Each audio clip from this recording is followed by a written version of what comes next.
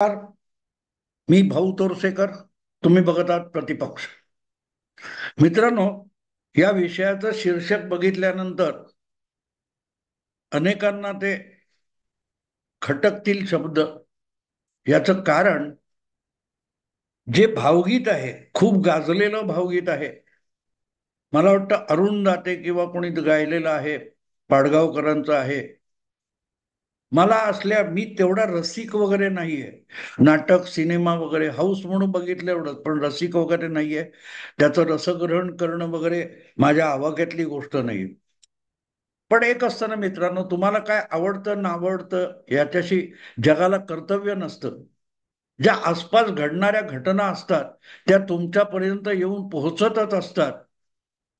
आणि इच्छा असो नसो त्या तुमच्या स्मृतीपटलावर दाखल होत असतात, लक्षात राहत असतात आणि अनवधानाने कधीतरी आठवतात. या भावगीताच्या ओळी नेमक्या कशा आहेत असं म्हटलं तर वावगं ठरू नये. कारण मी सामाजिक राजकीय घडामोडींवर त्याचं विश्लेषण करणारं बोलतो किंवा लिहितो. अशा सगळ्यांमध्ये अचानक ह्या ओळी एखाद्या शीर्षकासारख्या बनून आल्या तर नवल वाटायचं कारण नाही.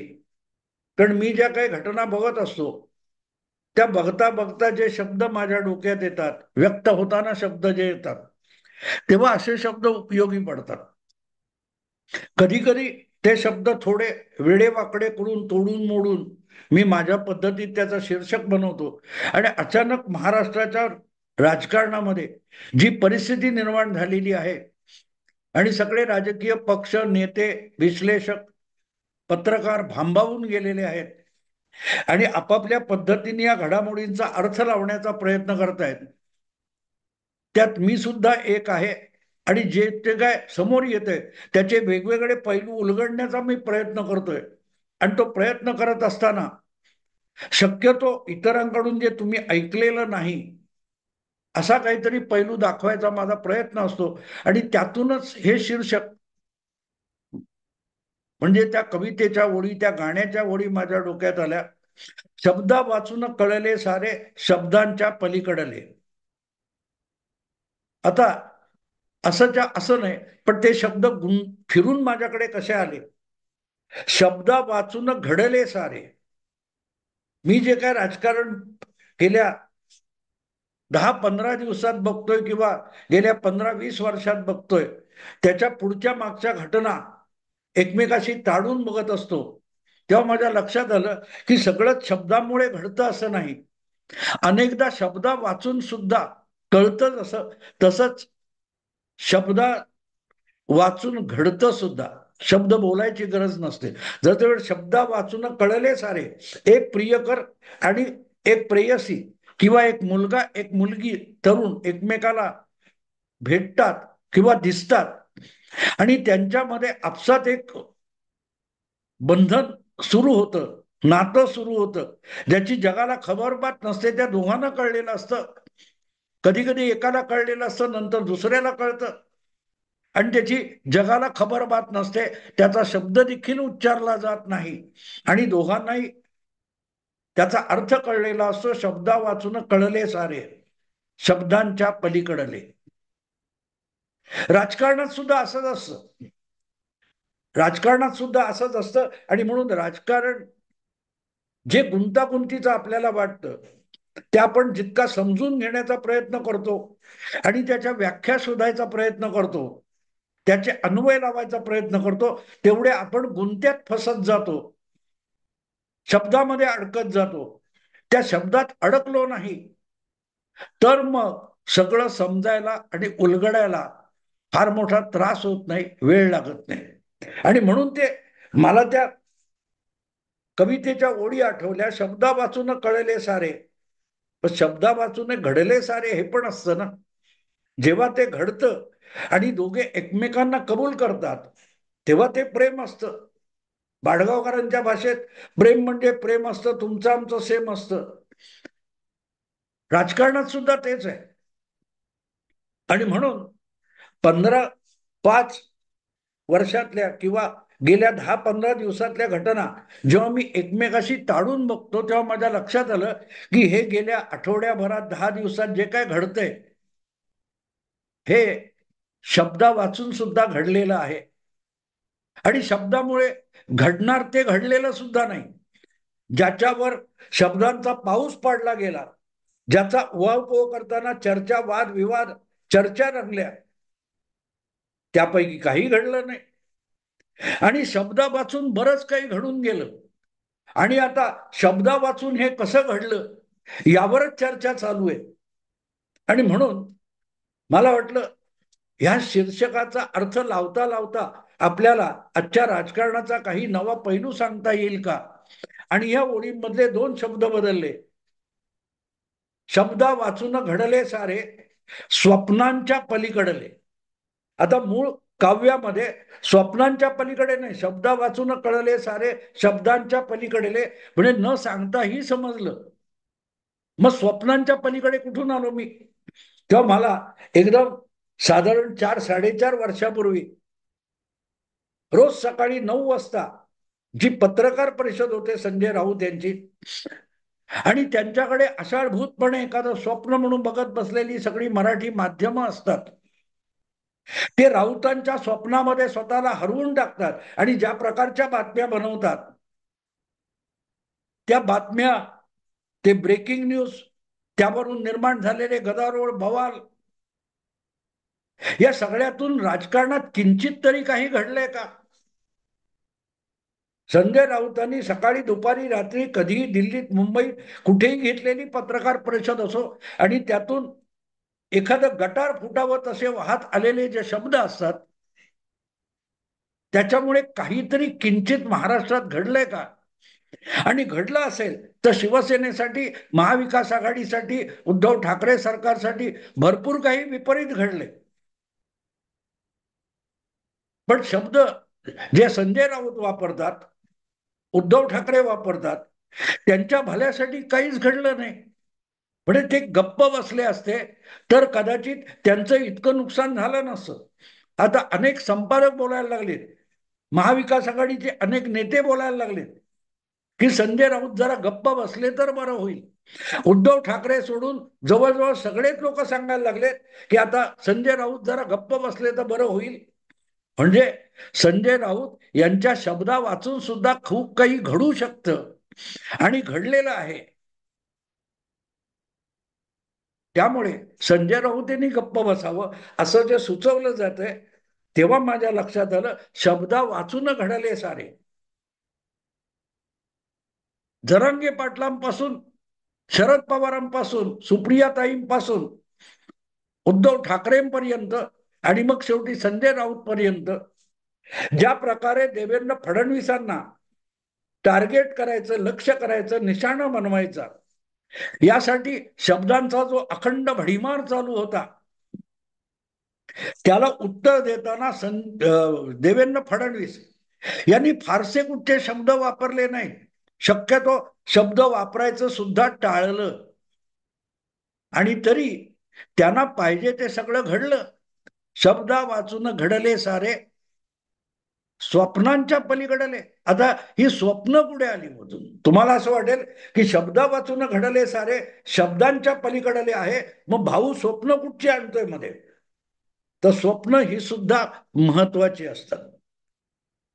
3-3.5-4 वर्षापूर्वी संजय राऊतांनी सकाळी सकाळी पत्रकार परिषद घेऊन जी घाण करायला सुरुवात केली, त्यामध्ये त्यांनी उद्धव ठाकरे मुख्यमंत्री असताना पुढची 25 वर्ष उद्धव ठाकरे मुख्यमंत्री राहतील असं ठणकावून सांगितलेलं आहे वारंवार. आणि सगळ्यांनी दाखवलेलं सुद्धा आहे, सगळ्यांनी छापलेलं सुद्धा आहे. भाजपवाल्यांनी सत्तेचं स्वप्न सुद्धा बघू नये, कारण पुढची 25 वर्ष उद्धव ठाकरे हेच मुख्यमंत्री राहतील, महाविकास आघाडीचंच सरकार राहील.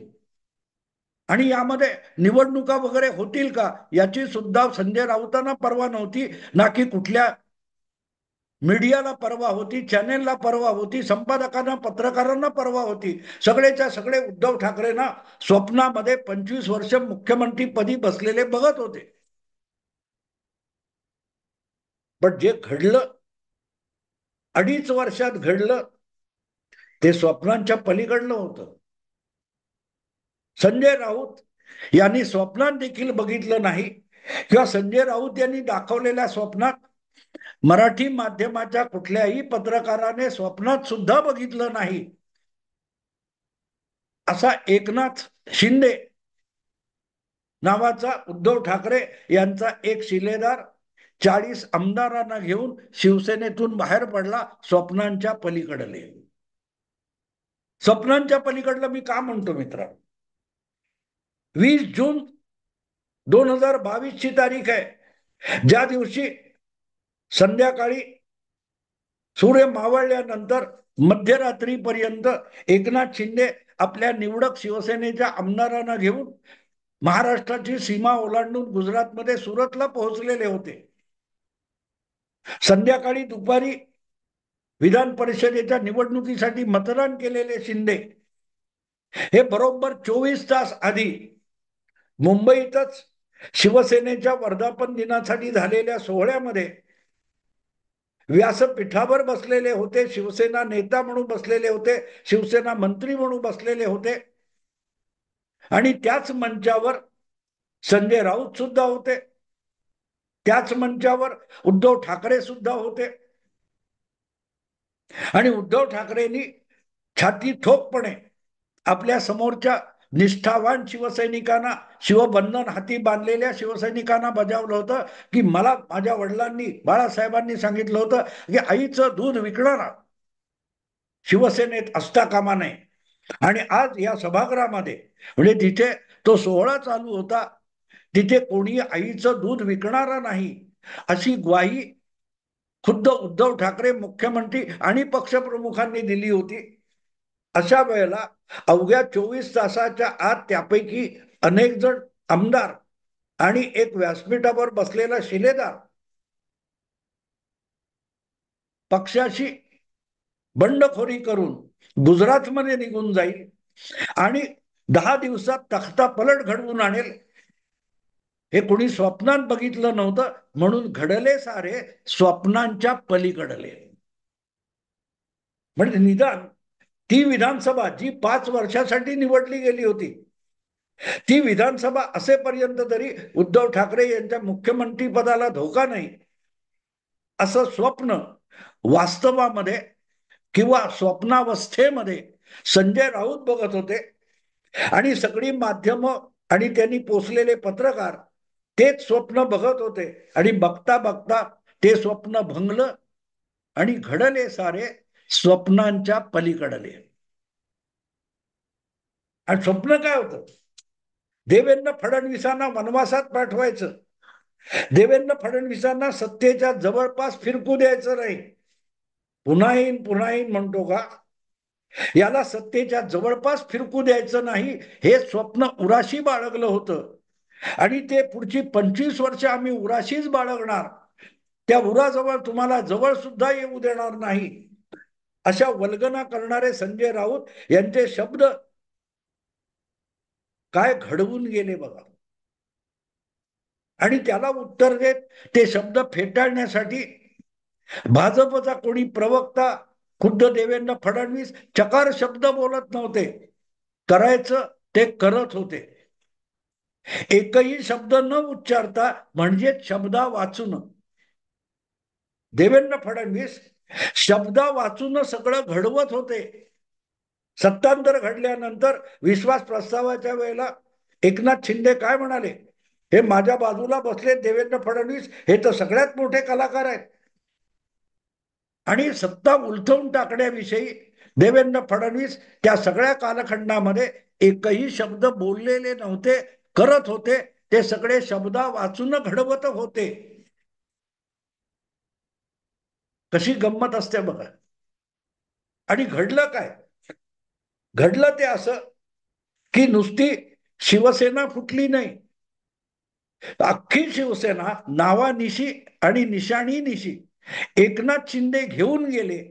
आणि उद्धव ठाकरेंना काही करता आलं नाही, कारण पक्ष हा वास्तवात असतो, सत्ता ही वास्तवात असते, राजकारण हे वास्तवात असतं, ते स्वप्नात नसतं. राजकारणात शब्दांचा वापर होतो, पण शब्दांसाठी राजकारण नसतं. इथेच गल्लत झाली होती. जे सरकार बनलं ते इतकं स्वप्नवत होतं की वास्तवात उद्धव ठाकरे यायला तयार नव्हते, आणि उद्धव ठाकरे यांचे सहकारी, सवंगडी, विश्वासू त्या स्वप्नवत अवस्थेतून बाहेर यायला तयार नव्हते. त्याचा तो सगळा परिणाम होता. म्हणून शब्दांचे बुडबुडे उडवले जात होते. पण याच्याशी टक्कर घ्यायची असेल तर शब्दांची वाफ दवडण्यापेक्षा प्रत्यक्षात वास्तवात काही केलं पाहिजे. म्हणूनच देवेंद्र फडणवीस कामाला लागले होते, आणि त्यांनी घडवायचं ते घडवून आणलं. शब्दा वाचून घडले सारे. आणि आज कुठे आहे? ज्या भाजपला बहुमतासाठी लटकवून देवेंद्र फडणवीसांना सत्तेसाठी वंचित ठेवण्यात आलं होतं, तेच देवेंद्र फडणवीस मुख्यमंत्री पदाची शपथ कधी घेत आहेत, याचा उतावळेपणा त्यांच्या विरोधकांपासून उद्धव ठाकरेंच्या पक्षापर्यंत आणि प्रवक्त्यापर्यंत सगळ्यांना त्रास देतोय. स्वप्नांच्या पलीकडलं कधी घडणार? 25 वर्ष ज्यांनी सत्तेत येण्याचं स्वप्न सुद्धा बघू नयेत अशा डरकाळ्या संजय राऊत फोडत होते. उद्धव ठाकरेंना पण किती आत्मविश्वास होता. कुठल्याही जाहीर सभेत ते म्हणतात सरकार पाडणार, उद्या पाडा, आत्ता पाडा, कधी पाडता सरकार, असं उलट आव्हान उद्धव ठाकरे देवेंद्र फडणवीसांना देत होते. कारण आपलं सरकार पडणं हे स्वप्न कोणीही मनाशी बाळगलं तरी ते पूर्ण होणार नाही, याची उद्धव ठाकरेंना किती खात्री होती, किती आत्मविश्वास होता, की ते उलट आव्हान देत होते, माझं सरकार पाडा. आणि संजय राऊत सांगत होते तुम्ही स्वप्न पण बघू नका, 25 वर्ष स्वप्न बघू नका. म्हणजे 25 वर्षानंतर स्वप्न बघितलं तर ते साकार करायला आणखीन काही वर्ष जातील, असंही म्हणता येतं. मित्रांनो, मुद्दा इतकाच आहे की शब्दांचे बुडबुडे वाढवताना आपण शब्द वापरतोय त्याचे अर्थ समजले पाहिजेत, त्याचे आशय समजले पाहिजेत, त्यातले विषय समजले पाहिजेत. नाहीतर शब्द म्हणजे नुसते बुडबुडे असतात. आणि संजय राऊत किंवा सामना फक्त बुडबुडे उडवण्यापलीकडे काय करत नाही, काही करत नाही. आणि म्हणून रोजच्या रोज शब्दांची बरसात करून सुद्धा जे काहीही करू शकले नाहीत त्यांना देवेंद्र फडणवीसांनी शब्दा वाचून घडवून दाखवलेले. शब्दा वाचून घडले सारे, स्वप्नांच्या पलीकडले.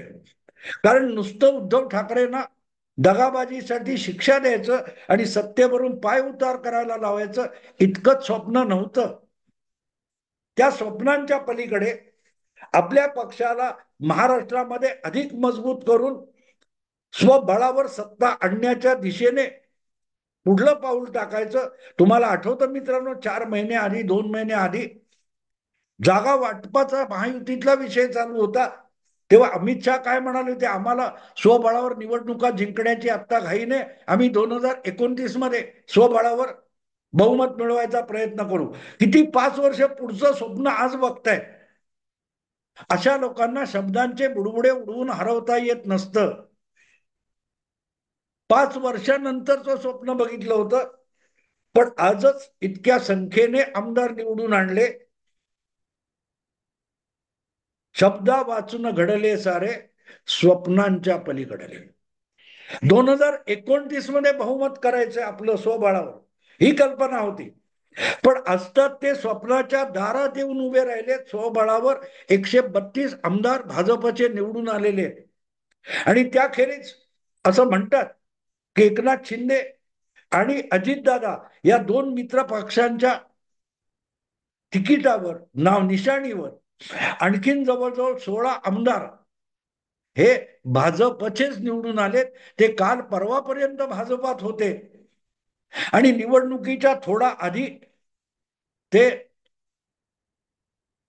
राष्ट्रवादीमध्ये गेले किंवा शिवसेनेत गेले, घड्याळावर किंवा धनुष्यबाण निशाणीवर लढून आमदार झाले. म्हणजे म्हटलं तर या क्षणी सुद्धा मनाने आणि भूमिकेने आणि आस्थेने भाजपचे म्हणाल तर ते किती जातात बघा, 148 च्या आसपास आमदार आजच आलेले आहेत. शब्द वाचून घडले सारे, स्वप्नांच्या पलीकडले. राजकारण समजवायला फार क्लिष्ट करावं लागत नाही मित्रांनो. समजावणारा आणि समजून घेणारा जर एक सुरामध्ये असतील तर समजून घेता येतं, न तर सूर पण बेसूर नव्हे भेसूर होऊन जातात. संजय राऊत यांनी महाविकास आघाडीचं आणि उद्धव ठाकरे यांचं किती नुकसान केलंय नको नको ते शब्द वापरून. हे आपल्याला आता वेगळं समजावायची गरज नाही. आणि इतक्या क्लिष्ट विषयाचं एक सुंदर भावगीतामध्ये मी रूपांतर करू शकतो. शब्दा वाचून घडले सारे, स्वप्नांच्या पलीकडले. ते म्हणतात ना हिंदीमध्ये, दुनिया झुकती है, झुकाने वाला चाहिए. आणि ज्याला झुकवायचं आहे त्याला धीर सोडून चालत नाही, संयम सोडून चालत नाही. देवेंद्र फडणवीस आणि भाजपचं हायकमांड हे संयमाचे महामेरू आहेत, हे विसरू नका. एवढंच बोलून थांबतो. आवडलं लाईक करा, शेअर करा आणि प्रतिपक्षाला सबस्क्राईब करा. नमस्कार.